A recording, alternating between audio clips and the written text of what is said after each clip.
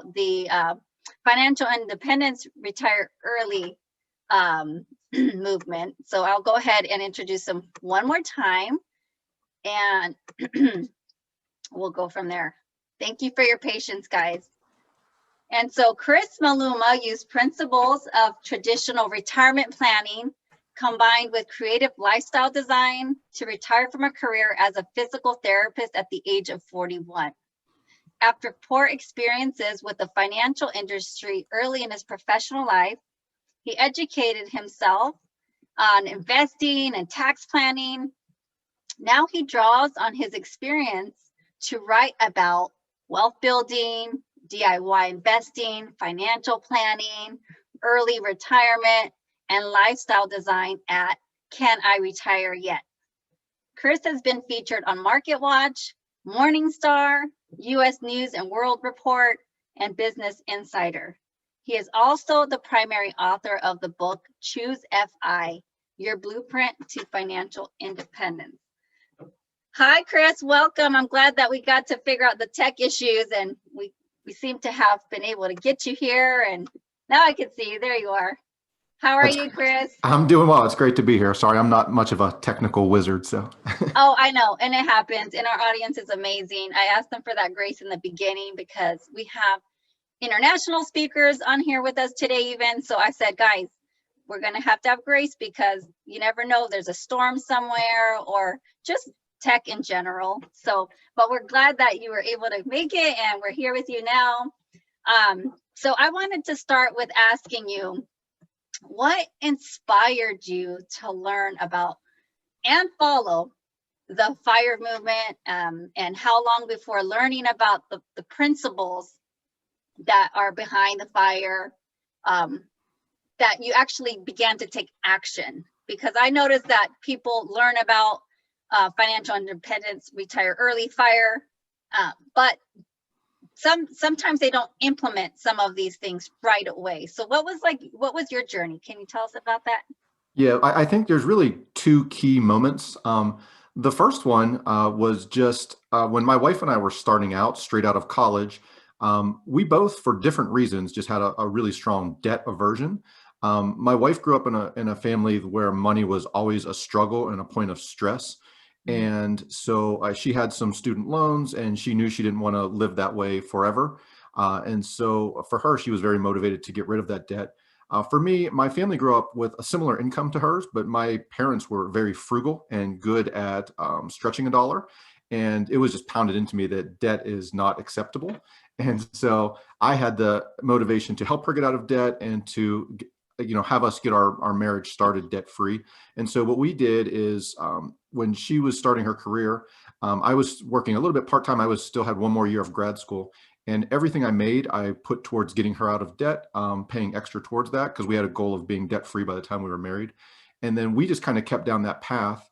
And as we got into our professional lives, we had more money than we had growing up.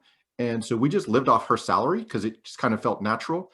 We really got into the outdoors. I talk affectionately about, I call them dirt bags, which is kind of an affectionate term given to like the rock climbing community and the outdoor community, or ski bums, where people they don't really care about money that much. They want to get out and live their passions. And that was kind of the community we fell into. And so that was our initial motivation. But we had no concept of any technical personal finance things. I really thought it was inaccessible. I thought that investing was too hard for a normal person and you needed an advisor and a quote unquote expert to kind of guide you. And so I had no clue what we were doing. Our goal was just to build a little bit of a buffer and then kind of live that dirtbag ski bum lifestyle. And then in, I guess, 2012, so about after a decade of doing this, just as we were ready to start living that lifestyle, and we didn't think we could have children, we found out my wife was pregnant. And I think like a lot of new parents, it's like this light bulb moment. And it made me get really serious. Honestly, I think initially, it's kind of sad to say this now because my daughter is the joy of my life, but it was almost like a little bit of a depression because like now I thought we're going to have to live the life everybody else does because we have to be responsible. And I just kind of started searching and I found the FIRE movement, and these people were kind of doing a lot of things we were doing, living way below our means. But they were able to make the ideas of investing and tax planning and things that I just thought were, again, over my head and not possible. They made them very accessible. And so we started applying those principles on top of what we were already doing, saving a lot of money. And within 5 or 6 years, we were in a position where we were comfortable, where we could start transitioning. And so I left my job as a physical therapist at 41. We moved across the country to the mountains. We live in the mountains of Utah now. I was out skiing this morning already. That's kind of the lifestyle we live. And that kind of brings us up to date with where we are now. Wow, Chris, what an amazing journey. I mean, I appreciate your honesty about thinking, now we're going to have to live the lifestyle everybody else lives. But there was a shift in you. I think that knowing you were going to bring a child that you thought you and your wife really thought you can have, and now that you can, and she's coming. I think could that have been the source of motivation for you to really go all in? Because it sounds like from the time you learned about the movement, you kind of went all in, whereas other people, they learn about it, that, maybe not, because some of the principles might be a little bit, let's just say, it makes people have to detach from some of the material things that they're currently accustomed to having, or luxuries, because then the FIRE principles really start to focus more on the financial independence piece, and the earlier the better. So I was just curious, that seems to me what it was. It was the baby really motivated you to dive right in. Yeah, absolutely. I would say from a motivation standpoint, yeah, I mean, we were just overwhelmed before, and I think that's why we didn't start. And we were kind of willing to just wing it, I guess. And then when we had this other human life we're now responsible for, yeah, absolutely, that was the motivation to get serious and really to learn the technical side and the details, and to I guess not screw this up is I guess the way I would put it, almost a negative light, but that was honestly our motivation. As far as then taking action and what separated us, I will say, so I wrote a book called Choose FI, Your Blueprint to Financial Independence. And what we did is we looked at a bunch of different people that have achieved financial independence. And there's really 3 things you have to do. You spend less and you earn more. And the more you can grow that gap between your spending and your earning, that allows you to save a lot of money. And my wife and I just intuitively, we were naturally frugal. And I think you have to we're not people that are like, skimping on counting how many squares of toilet paper we're using or eating beans and rice. We actually lived a very, in my opinion, luxurious lifestyle. Again, we were skiing, we were doing high altitude mountaineering, we traveled all over the world, but we just focused on the things that were important to us. And then we both had decent incomes. Neither of us ever made a 6-figure salary, so it wasn't huge money, but we made above average income. So we had that big spread between our earning and saving, our earning and spending rather. And then what we really had to do was implement the investing and the tax planning. The tax planning was the other thing that allowed us to save a lot of money, and almost everybody wants to save on taxes. So that was really easy to implement. And then the investing was just getting over that mental hurdle. And it's like anything, you can learn anything if you put the time into it. And just before that, we were just, I guess we weren't uncomfortable enough to take action. Right. So I'm glad that you started to bring out some of the details about what the FIRE really is about. And you mentioned about you have to start spending less than you make. You've got to have some gap there, so that way you can put another principle, which is not just saving, because saving anyways in a traditional savings account, it's almost like putting money under your mattress, because you're not earning money there, you're not making money. So the investment piece is really at the center of how you're going to become financially independent. You have to do investing so that you can make more money on your money. And so what were the investment vehicles that you and your wife started to learn about early on? And I know that you're a big DIYer, so you started to learn. Well, we want to know first of all, one thing, what was the experience with the professional person that made you become a DIYer? And then when you became a DIYer, what were the kinds of investments that you started to learn about and then implement into your strategy? Yeah, great question. So with the advisor, I think the experience that we had was, I said, we went in with that feeling of overwhelm. And I think the finance industry in general, they feed that that feeling of overwhelm, because that's how they justify their existence. It's, you know, you have to pick the best funds. We heard that all the time. Like, we have a team of people that are picking the best funds. And I think when I took control of our portfolio, I believe we had 19 different mutual funds, which, you know, that's not really diversification, that's complexity. Because when I looked at what we really owned, we owned domestic US stocks, we owned bonds, and that was really it. We didn't have much international exposure at all. We basically owned those. We didn't have real estate, which we now have. We had basically a very simple portfolio when you look at the asset classes we owned, but we had 19 different funds which were overlapping, and it was just so complex, and we didn't understand any of that stuff. And so to what we just went to a very simple portfolio of index funds, which are extremely low cost. They're extremely tax efficient, and you're going to get whatever the market gives you, which is basically what we were getting anyway, but minus a lot of fees and a lot of tax inefficiency.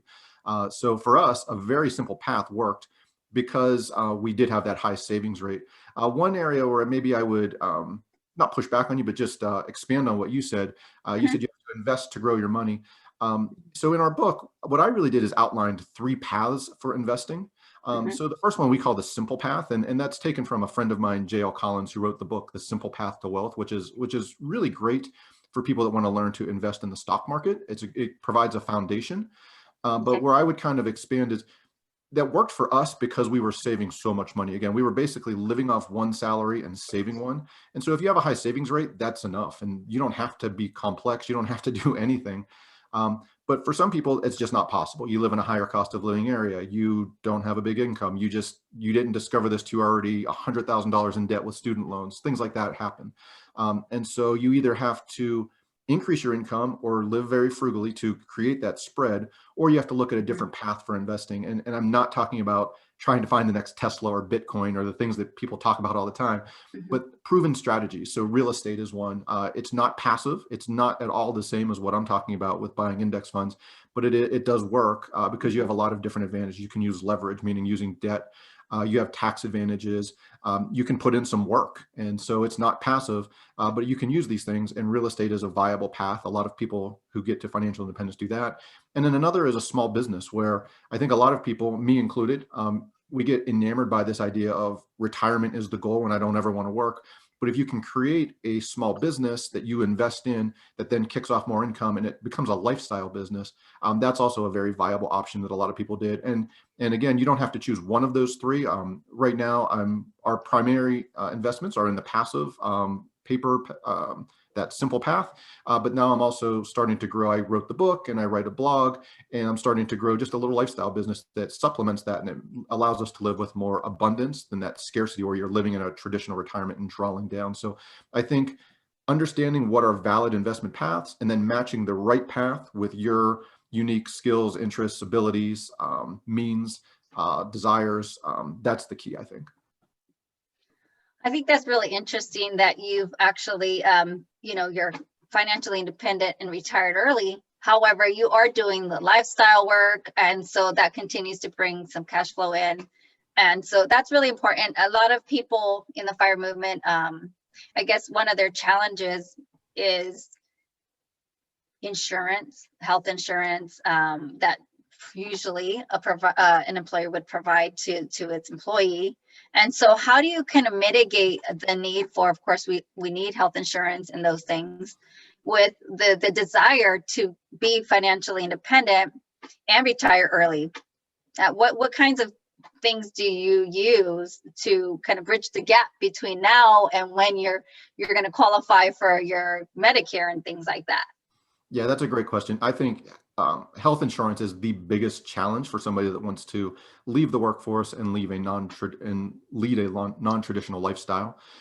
So there's a bunch of options. One of them is this kind of natural frugality. And again, I think it's important to quantify. That doesn't mean, living off beans and rice or whatever. But when I say frugality, if you can keep your income low enough, and so for health insurance purposes, there's different definitions of low income for different tax planning purposes. But for health insurance, as the law currently stands, I believe it's 4 times the federal poverty limit. So you have to look at what size your family is, how many members in your household, and then you'll find the poverty limit. And then if you can go up to 4 times that. So for my family of 3, I believe the number just off the top of my head, and this might not be right, is about $70,000 a year. So if I can generate less than $70,000, I can qualify for subsidies, which lowers, basically by getting a refund on my tax bill, I'm lowering my health insurance premiums. So that's one option, is by not needing a lot of income, you can qualify for that. So even though you have a fair amount of wealth, you're just understanding the tax codes and playing by the rules that are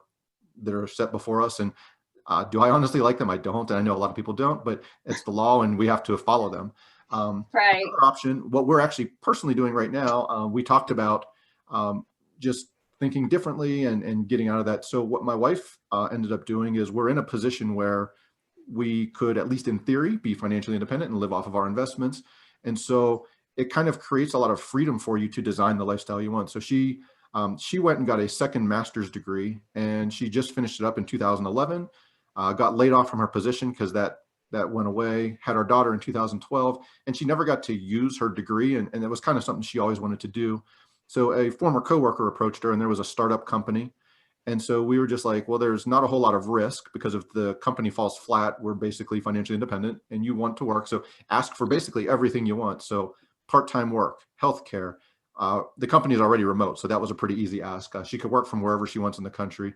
And so she got all those things. And actually, that's how we're getting our healthcare now. So she works part-time, and we're getting our healthcare through that. And again, it's just, when you have the leverage on your side, you can basically ask whatever you want. And they can always say no, but if you can afford for them to say no, then there's no harm in asking. And you'd be surprised sometimes what people will say yes to. Wow, that's incredible. I love it. But you're right. There's like less at stake when you're asking for good deals, whether that's at your employer or whether that's wherever that is in life, when there's less at stake for you. So I really appreciate that. I know that we touched a little bit on the healthcare thing.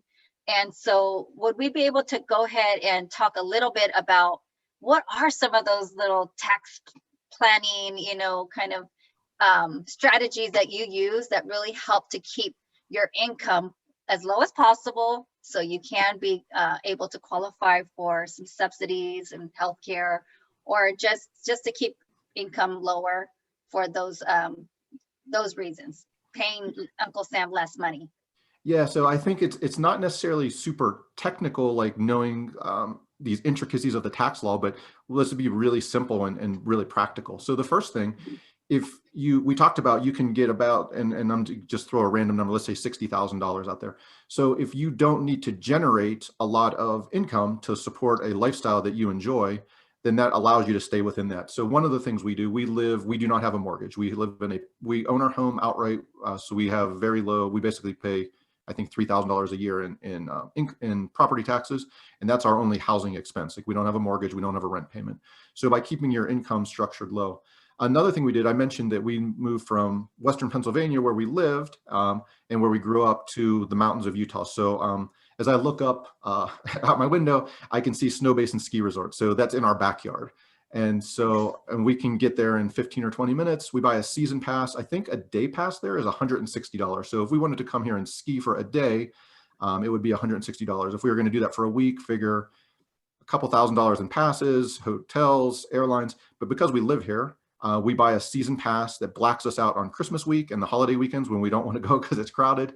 And we ski 50 or 60 days a year. And I think our pass is less than $600. So you build a lifestyle that you want to live. And again, is that frugality? Yeah, I mean, we're living on a relatively low cost of living, but we're living an amazing lifestyle. We travel as much as we want. Another thing we do, I know a lot of personal finance, and I think it's honestly probably pretty good advice for the average public, is to avoid credit cards, because most people get themselves in trouble.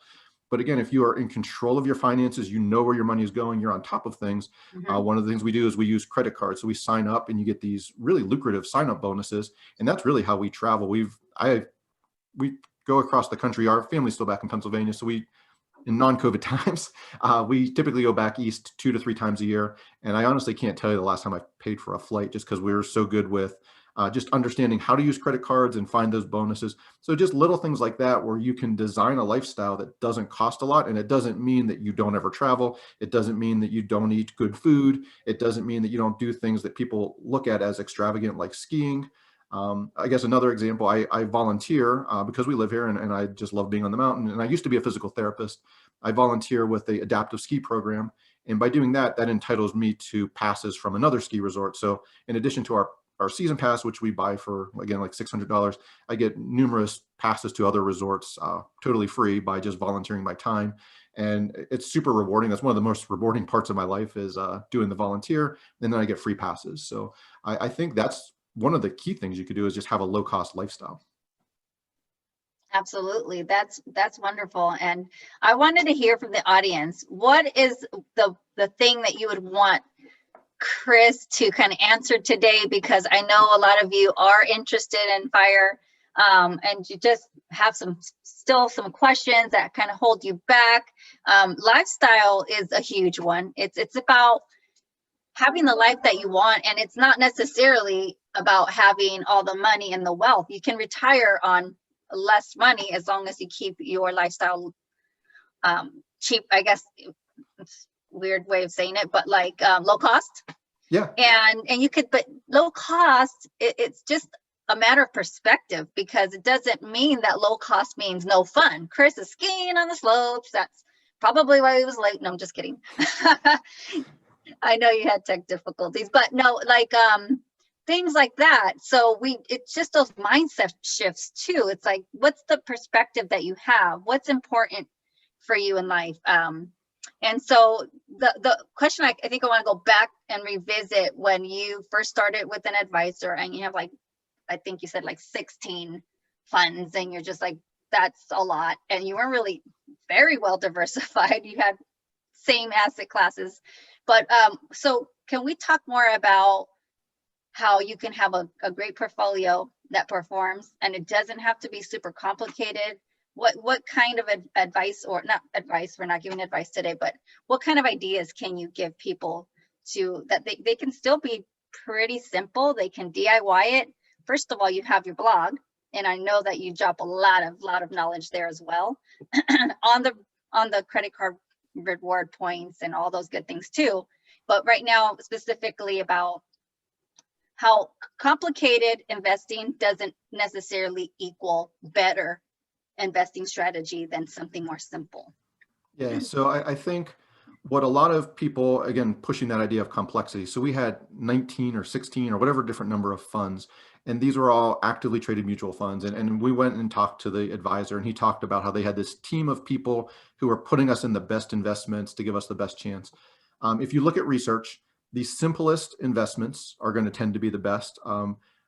Because they're very low cost. So when I talk simple investments, I'm talking low cost passive index funds, widely diversified.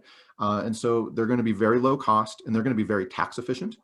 And if you do it yourself, you're also eliminating the need for a professional advisor to go pick these best funds. So when you take all those things out of the equation, you're going to tend to do better. And there's a lot of research. There's something called the SPIVA report, which I would encourage people to give that a look and just see what you think. But it's very counterintuitive in almost any aspect of life. Like if I want to be a better skier, you don't say, well, just sit on the couch and then never do anything and then just go out and have a great day. But investing, that's kind of how it works. The less you do, the less you get in your own way, the less fees you pay, the less you're generating taxable events by trading frequently, the better your returns tend to be over time. And I think the natural thing people say is, well, you see like a Tesla right now that's going through the roof. Why not just, pick the best stocks and avoid those? But if you look back at Tesla, I would say it was less than a year ago, there was talk of Tesla possibly going bankrupt. And now it's like this juggernaut.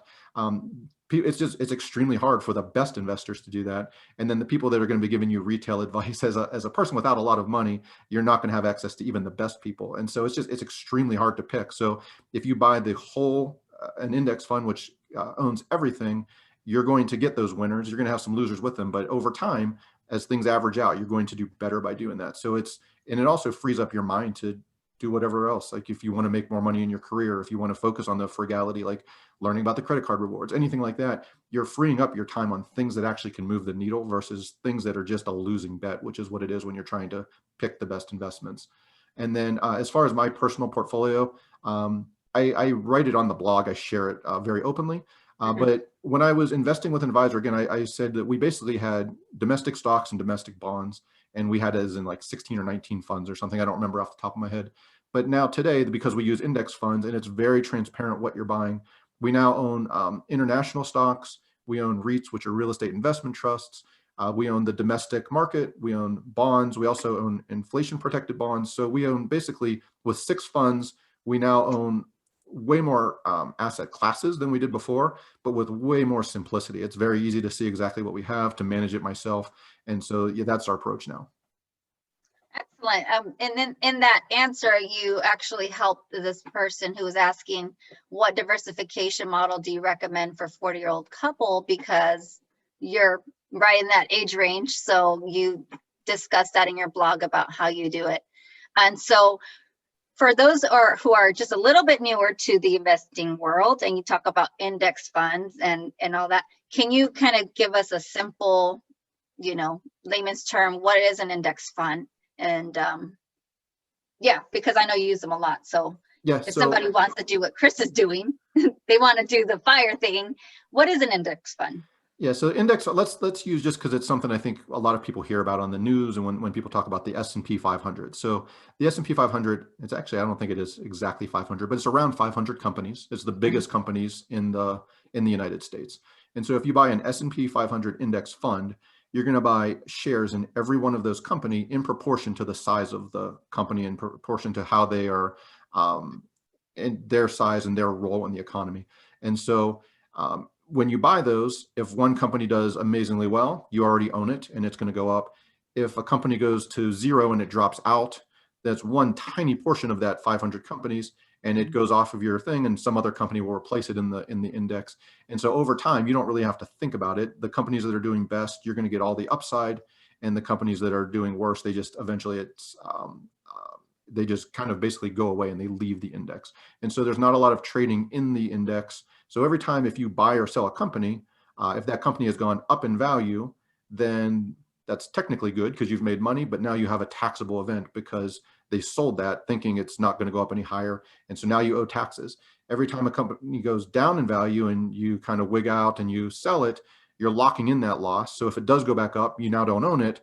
And if it goes, if it continues to go down, it would have been a smaller and smaller portion of your portfolio because it was in the index. So that's in a nutshell what an index is. Is that clear, or anything else you want me to talk about there? Yeah, and then the follow-up question to that would be, well, that sounds interesting. Where do you buy these? And do you go to your local bank? Like, how do you get into these types of investments? Yeah, so I think the important thing to understand, even though you're buying a ton of diversification, these are still the stock market, so it's going to be volatile. So before you go buy anything, I think it's important to just kind of understand exactly what you're buying, understand exactly how volatile they can be, because the key thing is you don't want to bail out on them at the wrong time. Like in March, when things went down 30 or whatever percent, the people that hung in there have already been made whole, and that's honestly kind of surprising. I wouldn't think it would go up that fast, but we do think over time, traditionally, it always goes back. Not traditionally that fast, but it should come back if things are anything like they've been historically.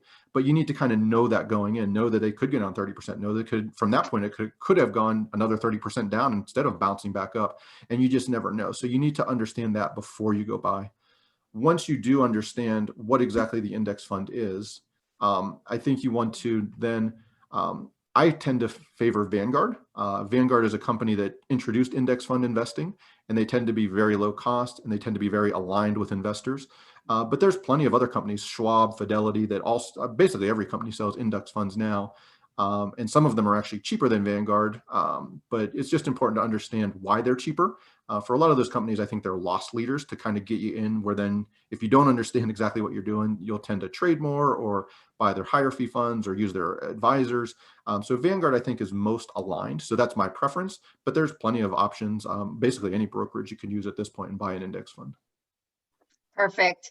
And so more and more, we're starting to see robo investing. We've got apps that we can just start doing this automatic thing. It can round up our change and invest our money.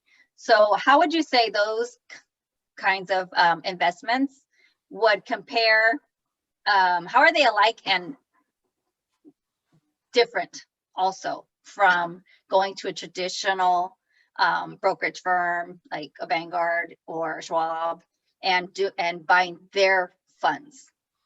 So I think the positive side of a robo-advisor is they tend to my knowledge, they pretty much all invest in index mutual funds or index ETFs. So basically index funds.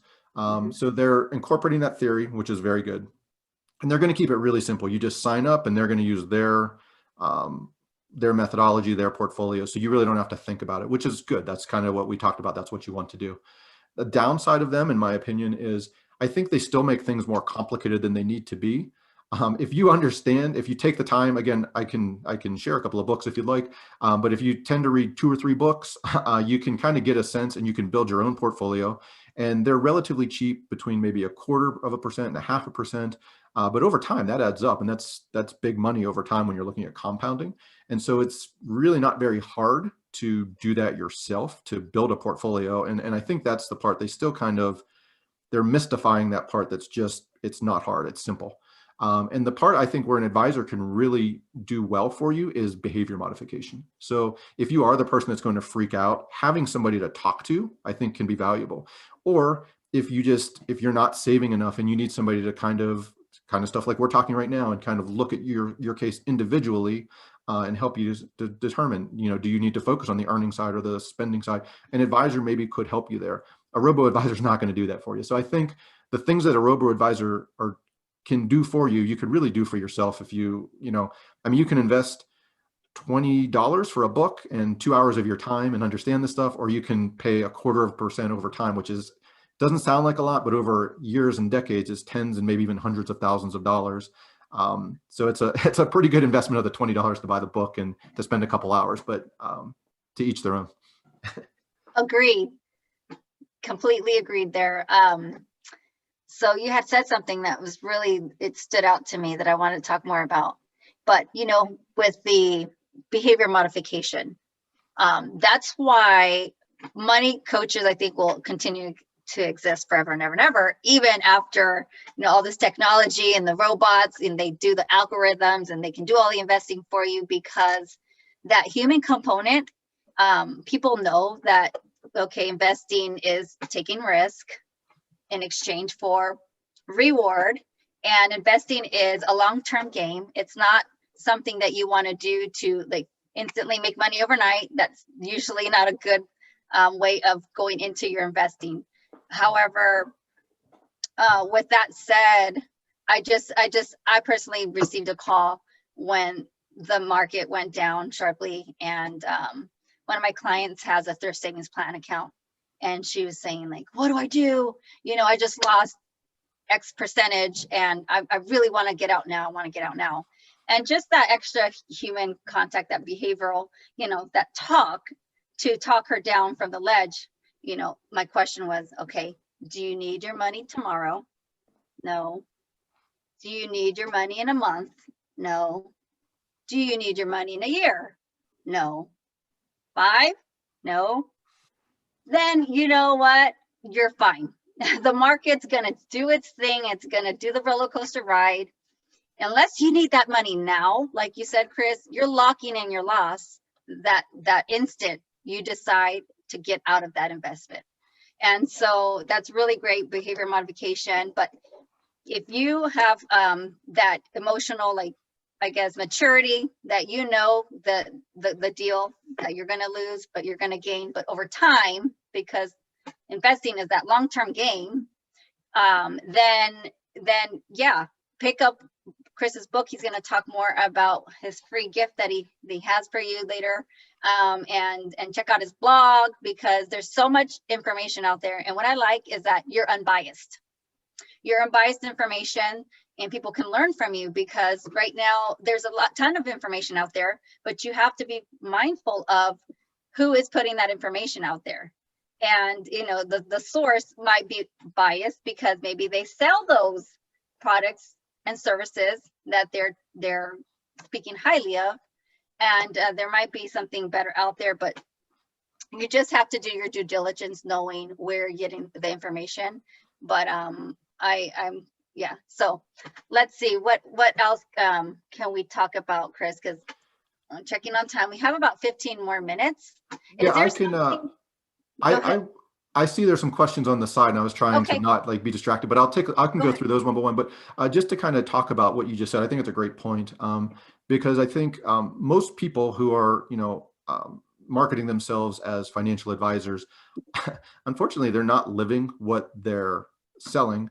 And a lot of the training for financial advisors is to learn about products, which that's how many of them are paid, either by managing a certain amount of assets, and they charging you a fee as a percentage, and it's kind of just taken out and it just disappears and you never see it and you never think about it. Or for people that don't have enough to work with those people, a lot of the more traditional method for people that don't have a lot of wealth to start, and this is how we started, was commission-based sales, which again, they don't get paid at all unless they're selling you a product. And both of those are just so loaded with conflicts of interest. And so again, I have my own biases and my own conflicts, but I try to do my best to disclose them. And the reason I got into doing this, and the reason, even though I don't necessarily need to be doing this, that I'm so passionate is, I mean, I've looked at my parents. I talked about how they were very frugal, and they basically, in my opinion, did kind of everything like right, like how you're supposed to, working hard. They started a business, they employed people, they saved, and they went to this advisor, and they just did not get advice that was in their best interest. And because they were good savers, and because they at least weren't like completely ripped off, they got to the point of retirement where they are secure and they're okay. But my mom had breast cancer, and she is at a point now where she just can't do the things she wants to do. So there's no guarantee that traditional retirement's going to get you, like everybody, I think, delays their life thinking like, when I get to retirement, then I'll start living, then I'll do this. And there's no guarantee that tomorrow is going to come. So I think it's important to do that. And again, my wife and I are the same boat. We kind of, I think, did everything kind of the way you're supposed to. We live responsibly, paid off our debt, did everything you're supposed to do, but we just got this horrible advice. And we ended up, just to put some numbers and some context, and part of this is because we were good savers, so we had a good amount built up, but I had no idea what we were paying in fees. And when I sat down and started reading some of these FIRE bloggers and then reading some investment books, when I sat down and looked at what we were paying every year, it was over $8,000 for the advice, which I had no idea. If you asked me to put a ballpark, I would have said maybe $800. I had no idea, like, because there's all these different ways they hide fees. And then that's not even the worst part, but the worst part was then we were paying a ton of extra income tax. We were paying a ton of capital gains taxes because of the way we were invested and the vehicles we weren't using. And so we added up, and it was about $20,000 a year that just slips out of your accounts and you don't know about it. So yeah, I'm pretty passionate about exposing that and making sure people know and understand that it doesn't have to be that complicated. Perfect, because I think that's a good segue into answering the question that Dee is asking about. How do you structure your investments to minimize taxes? Yeah, so I think the first and most important thing you can do is not doing a lot of trading, not trying to beat the market, but just using index funds. You're going to both save fees, which we talked about, but you're also going to save taxes. They're just extremely tax efficient if you hold them in a taxable account, because they have so little turnover that you're not buying and selling, so you're not generating any unnecessary taxation. So the only taxes you will owe is because you're going to receive dividends, and that's a good thing. That's extra income you're getting without doing any work. That's the definition of passive income. And so if you get some dividends, more power to you. That's great. But other than that, you're not going to really generate any taxation with your investments, which is what you want to do. The second thing, probably the most important thing, is to use tax-advantaged retirement accounts and also health savings accounts. So anything you can do to shield yourself from taxation. I would say for most people, trying to keep it as simple as we can without making it one size fits all, because nothing is one size fits all. But for most people that have a high savings rate, using tax deferred, so using your 401k, using your IRA, getting the tax break now, and because you live on so much less than you earn, chances are that down the road, you're going to have a lower tax rate when you pay those taxes later. And other people, though, some people do use a Roth IRA.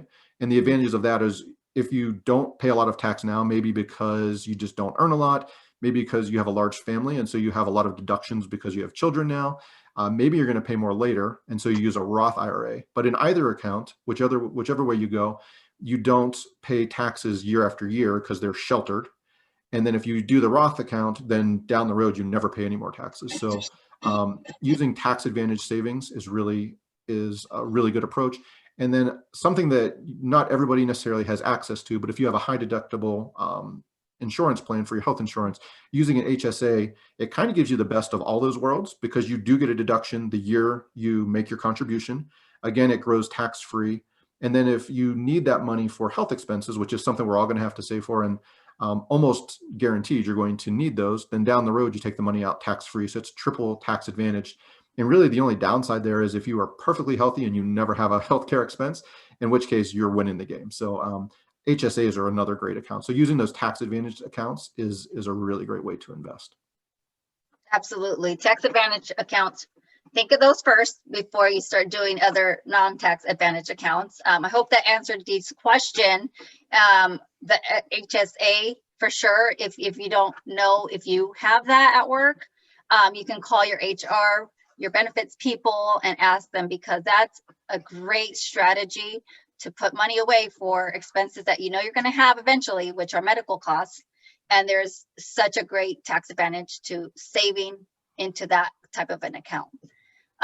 So awesome. So let's see, I think there was one other question. There was a question about there's 99% of books are not very useful.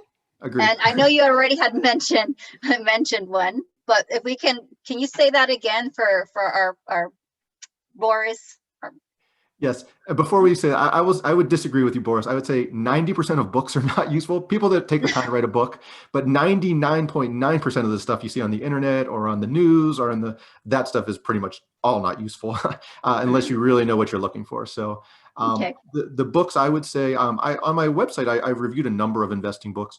I think a great book to start with, the author's name is J.L. Collins, and it's called The Simple Path to Wealth. And again, if you're going to invest in stocks and bonds, I think that's a great place to start. The person that started, we talked a little bit about Vanguard. The person that started it was a man named John Bogle, and he passed away a few years ago. But in addition to just being a brilliant investor, he is a brilliant communicator and writer. And so anything you can find by John Bogle, or if you see something with the Bogleheads name on it, which are people that almost follow him with a religious like passion, anything by John Bogle or the Bogleheads is going to be, I would give it my recommendation. A specific book, it's very short and to the point. It's called, now I'm going to blank. It's called The Little Book of Common Sense Investing by John Bogle, is a great book, or the Boglehead's Guide to Investing is a great book. And I think any of those three, if you're just starting, those are great places to start. Okay, perfect. So what would you say, because a lot of people don't see it this way, but when they are participating in their workplace retirement plan, they are investing. That is an investment vehicle. And so what would be your maybe top 2 tips that you would give people so that if they do have a plan available at work and they're participating, how to get the most benefit from contributing to that tax advantaged account? Yeah. So first, the one thing you absolutely, I almost, like I said, I hate to give one size fits all, but I can't imagine a person this isn't good advice for, unless you're drowning in credit card debt, maybe, and you're paying 20 or 30%. But if you have money, you can contribute up to, if you get an employer match, it's vital that you find out, do you get an employer match? And then if so, how much is that? And whatever it is, make sure you get that, because that's 100% free money. So no matter, what tax rate you're in, if you're choosing wrong between a traditional or a Roth, no matter how high the fees are on your account, it's almost impossible to not benefit by that 100% match. That's just free money that you're earning as part of your salary. And if you're leaving it on the table, that's just a massive mistake. So definitely get the match. I would say that's the number one most important thing. The number 2 is just invest as much as you can. I think people focus way too much on what am I investing in, and they don't focus enough on saving more. So get your contributions as high as you can. And then the third thing is fees matter. So look at, if you just start today, look at what are the fees on your funds and choose low fee passive index investing funds. And that's going to give you the best chance over time. So that's something to put in your notes, guys, right? We've, Chris has brought it up a few times, but fees are so important. If you don't know what you're paying in fees, go find out.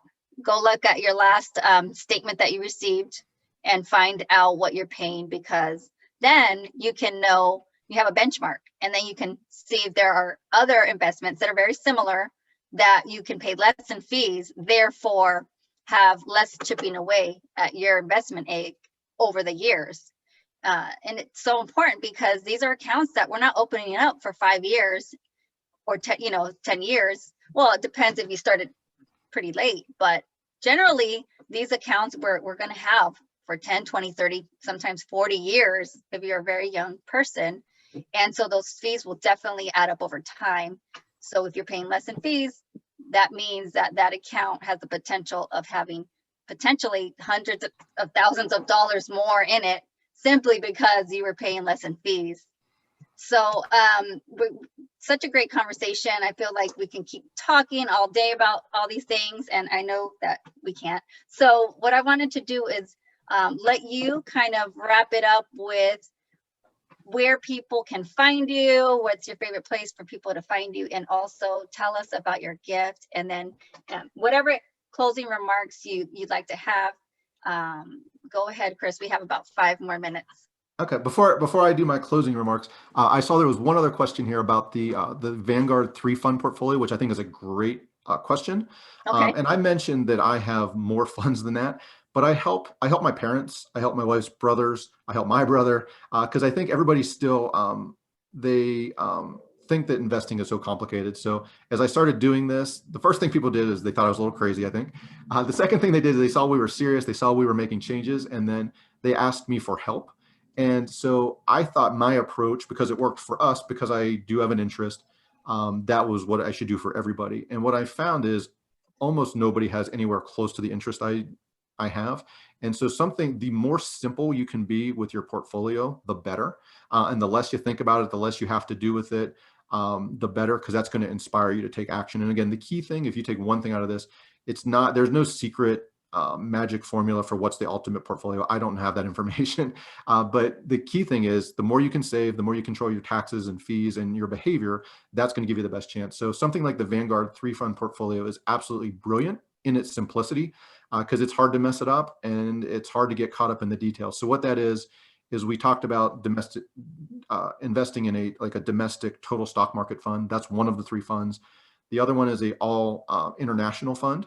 So it gives you basically the same thing you'd be getting in the United States with all the other countries in the world. So companies like Toyota, companies like BMW, obviously I'm thinking about cars right now, BP if it's in oil, whatever companies around the world. I know Nestle is one.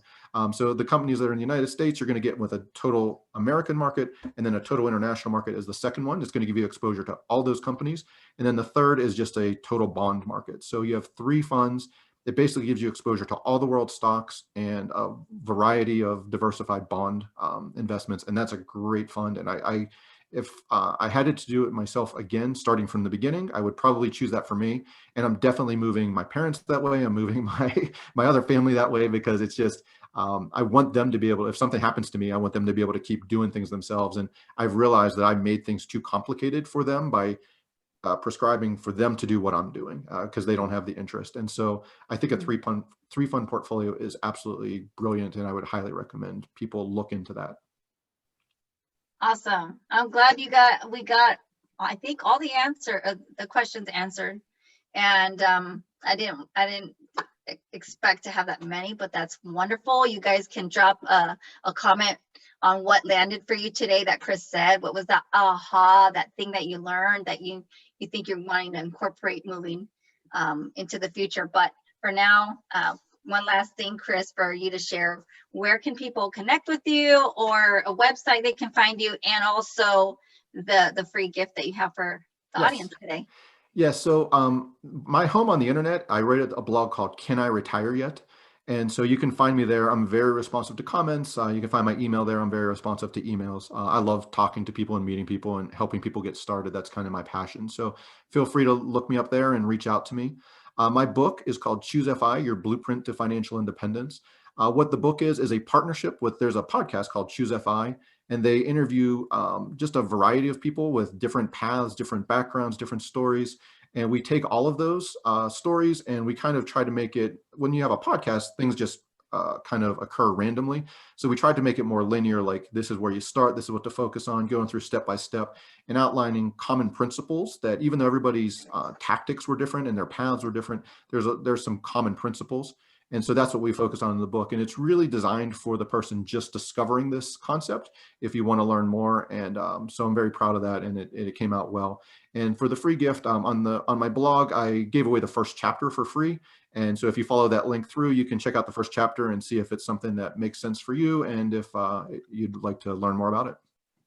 Awesome. We really appreciate it because we've gotten so much value in this 1 hour we spent with you. We know how much more we can get out of your book. And so thank you for giving us the first free chapter. Love it. We dropped that link in the chat box there.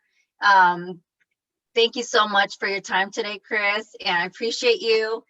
We're going to go to lunch break for an hour. And what I wanted to do is just spin the wheel one more time for our live audience members to be able to get another gift that Sapna had for the live audience today. So here we go, guys.